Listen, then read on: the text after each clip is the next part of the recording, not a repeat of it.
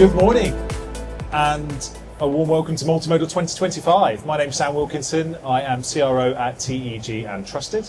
I'm delighted to be joined on stage with my colleague, our CEO and founder, Lyle Cresswell. And this morning we're going to be talking about securing the supply chain. Lyle, before we get started, would you like to say a few words? Thanks, Sam. Good morning to everybody. I'm Lyle Cresswell, and as Sam just said, I'm the CEO and founder of two businesses active in the freight tech marketplace. The first of those is TEG, which is a 25-year-old freight marketplace serving approximately 9,000 transport and logistics operators, both here in the UK and also across Europe. The other business that we have here today is Trusted, and that is again another freight tech business which performs carrier and driver verification and compliance. And it's very, very closely integrated with the TEG platform, performing those services of verification and carrier identity, putting the TEG marketplace and also as a standalone solution as well. Thanks, Lyle. So for the next 20 minutes or so, we'll be talking through some of the key topics around securing the supply chain, and then we'll have a few minutes for Q&A at the end, so please do have those ready for us. Lyle, to start with, if we think about the shift over the years and the evolving threats around security, I know we were chatting the other day and you were talking about how, whilst there's a lot of change in the technology and some of the modus operandi, the actual thefts that happen are still quite traditional, right? It's assets, it's stock going missing. Could you talk us through some of what the security threats are these days and what you're seeing in the market? Yeah, so as you said, I mean, there are the threats and criminal activity that we've all been familiar with for many, many years, whether it's trailer theft, theft from trailers, theft from physical assets and warehouses and such like. But obviously what we're seeing now, and unfortunately it's a growing area of concern, is what I would really call digital threat, cybersecurity if you want to call it that, although that has a somewhat larger remit. And it's a growing aspect of transport and logistics, and it's only getting worse, unfortunately. And the nature of the threats is becoming more and more complex. And that digital threat is something that we see in the headlines more and more. I know it's something that you follow closely, both here in the UK, but also in the US and in Europe.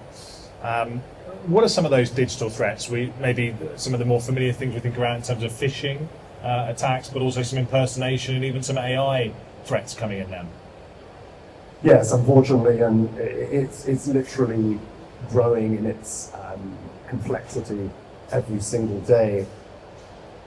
So just mentioning a couple of things there, pick up on, for example, phishing. I think we're all pretty familiar with that. Unfortunately, that's been around for a long time. Again, growing in its remit and scope.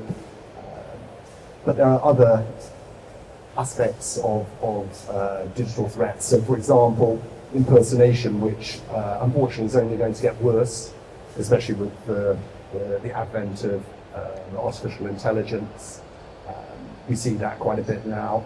I've seen some very, very noticeable cases of businesses, so this isn't at the individual level, this is at the organizational level, where criminals will actually essentially rip off a whole organization, purport to be that business, and will go and perform a whole series of criminal activity off the back of impersonating that business. Social engineering is something that we're very, very aware of, and unfortunately where most individuals have a very, very widespread footprint, it becomes all too easy to pretend that you are somebody that you aren't. And that's a great point to build on, really. This whole concept of the rise in digital threats, the impersonation, the phishing. So it means that for operators, shippers, carriers, drivers, the need to really secure all of your activities. And this is not just simply when I'm working with someone for the first time, but it's when someone arrives on the yard to pick up a high value cargo. These are when these criminals are intercepting these goods and are impersonating, are intercepting communications, turning up with falsified documents or whatever it may be. And then of course there's a knock-on impact, not just in terms of the direct loss of the goods, and the cargo, but also the reputational cost and the impact on the customers and various things moving forward. So if we think about, Lyle, the background of the threat, evolving threat, and how carriers and operators can equip themselves, we've talked a lot about verification and what that means, and the move from 3PLs and operators perhaps running a yearly audit, going through looking at driver records, looking at fleet records, looking at vehicle records, to actually a much more ongoing and real-time security basis. Maybe you want to share a few thoughts on that, Lyle. Yes, so this is a threat which needs to be taken very seriously, and it's probably worth my while just actually talking about the two businesses that we have, because it's a good use case. TEG, as I mentioned at the start, is a 25-year-old veteran of the freight tech industry, serving carriers of all sizes and right down to owner-driver level.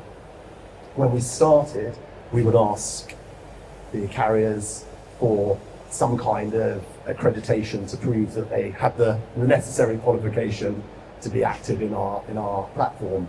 So we would ask for insurance certificates, for example. Well, as you can imagine, I mean, that's great, but it's a one-time request at the point on which the business actually onboards to a platform. And the same is probably true, of course, if you're a 3PL or a shipper, you'll do some form of verification, some form of compliance management. But the problem is that is literally at the point of onboarding. So maybe, as you say, you'll do an annual audit of that to a lesser or greater extent. But the problem is what happens in the intervening year. Things change, businesses change, both legitimately, but also, as I've just described, some of that criminal activity means that in the course of that intervening year, some of that data has maybe changed, and the people and organizations that you're dealing with might not be who you think they are, especially if you're operating cross borders. So it's incredibly important, coming back to the TEG use case, we said, look, we need more and more proof points. Most organizations have a number of different data points to prove their qualifications, different types of insurances, understanding who the shareholders and directors of a business are is really important. But it has to be an ongoing process. And that's really where we see the world moving.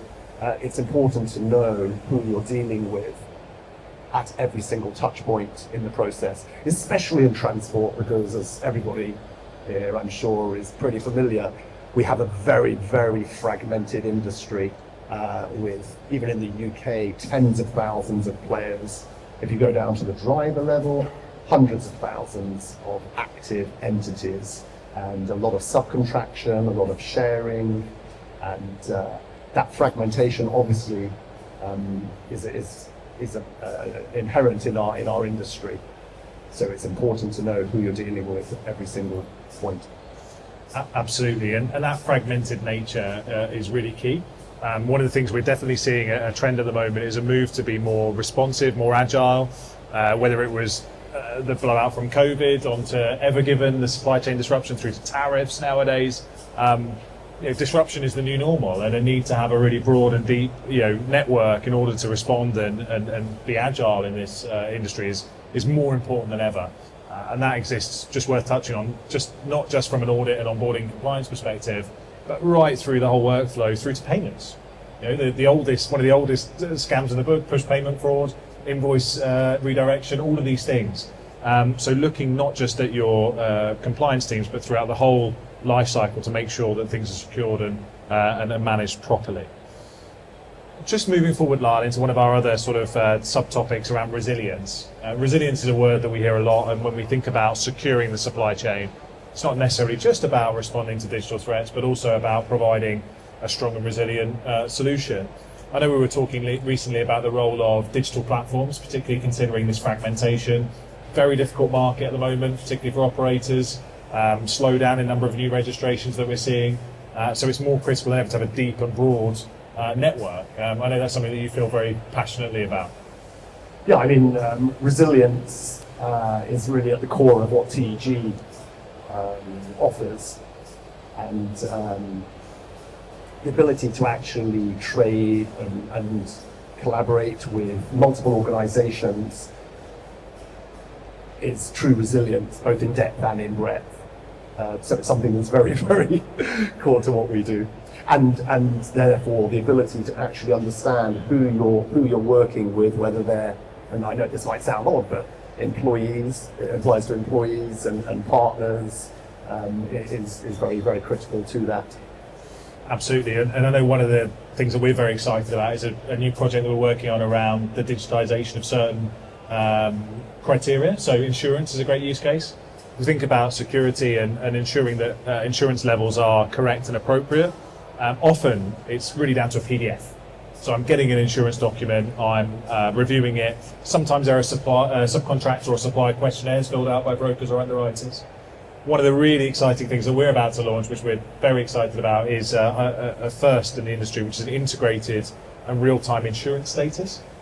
So Lyle, maybe you want to share a few things around the shift from a PDF to a verifiable credential. Yes, so if you recall, I just mentioned a few minutes ago that we always requested the insurance certificates from the businesses joining our TEG platform.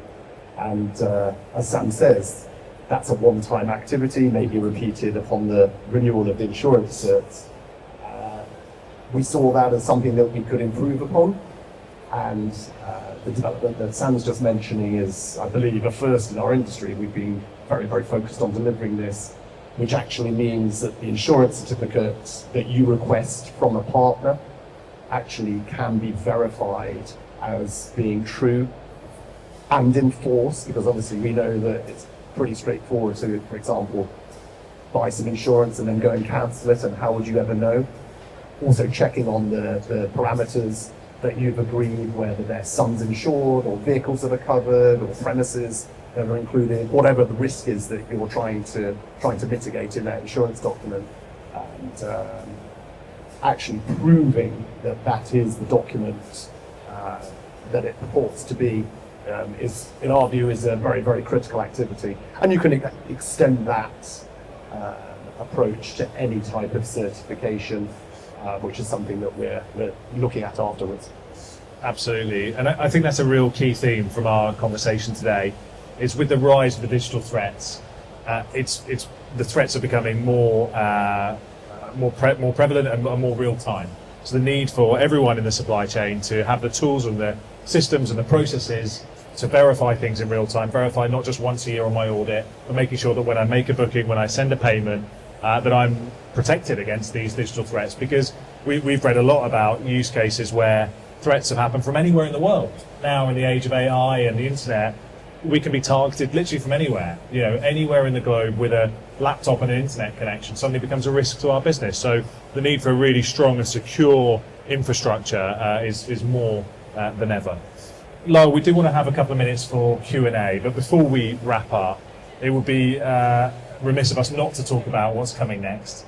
So if you cast your eyes into the coming couple of years, what are some of the key things that you think are going to have the greatest impact on supply chain security? There's a lot going on.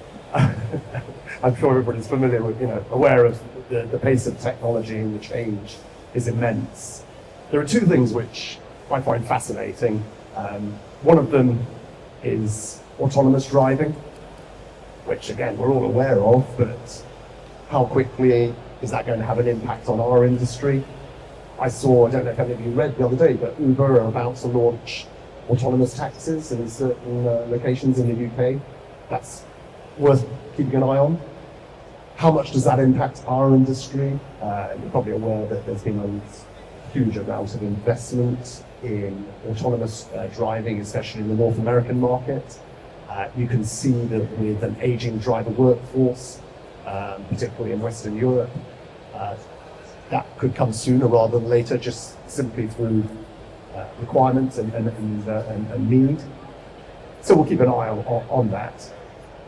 The other area which is moving so fast, and I can't, it's something which is incredibly complex, but is coming very, very quickly, is AI, artificial intelligence. I know that it's a bit of a buzzword at this moment, but it really is the age of the AI.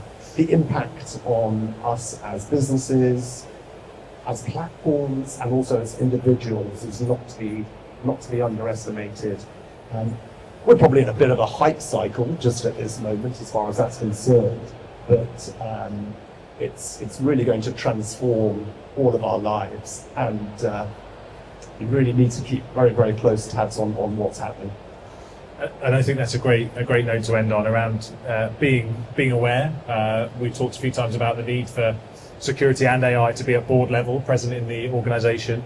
And the real thing is to take pragmatic steps. These are emerging things, both in terms of the digital threat, but also AI. Be pragmatic, be curious, be on board with it, and drive change within the organisation. Yes, touching on something you just mentioned there.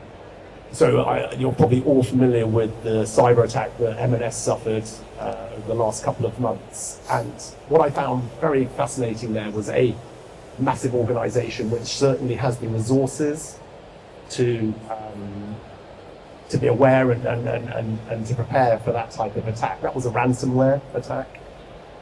Will have a huge impact on that business, and other retailers, of course, have suffered similar attacks.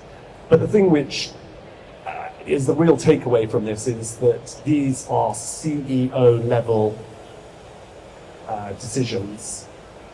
This is not something which historically the board could say, well, it's the IT director's domain, and as long as they've got it under control, I don't really need to understand too much about this whole threat level and the technology and the actors behind it. I think this is intrinsic to the long-standing sustainability of these organisations, and it needs to be at the most senior level that these are understood, and as much effort as possible is put into mitigating these threats. Very well put. Thanks, Lyle. So thanks. That's the end of what we had prepared for today, but very happy to open the floor to any questions or comments or thoughts from the audience at all. This is when we should have planted one, shouldn't we? Yes. I've got a quick question for everybody, actually, and I've been asking this in the talks I've been doing over the last 3 or 4 months. With interesting results, I'm going to just preface it by saying, so Trusted actually in the last 3 or 4 months became accredited to the UK government's digital identity framework. Now, I don't expect you to necessarily know about that. Who in this audience this morning is aware of the coming impact of digital identity? You can just put your hand up or develop that into a conversation. So it's very interesting. That is exactly, and by the way, you're not alone, that is exactly the response that I've had from every audience that I've spoken to in the past 3 or 4 months, which has included London Business School, where you would expect that they would be very much acquainted with this. So I just want to say it's coming very, very soon. And especially at the kind of more prosaic level, those days of always having to be asked for your driving license when you check into a hotel or when you hire a car especially, hopefully that's all going to be something of the past. Also sharing a lot of that information will be a digital process rather than manual. But interesting that to see how quickly that actually becomes transformational in our market. And it's great to see a government-backed framework in place with the DIATF. Check us out on Gov UK with Trusted Registered. So thank you very much. We're going to be around. We're on stand 8025, so just 20 yards that way. So please do pop by and see us. Thanks very much.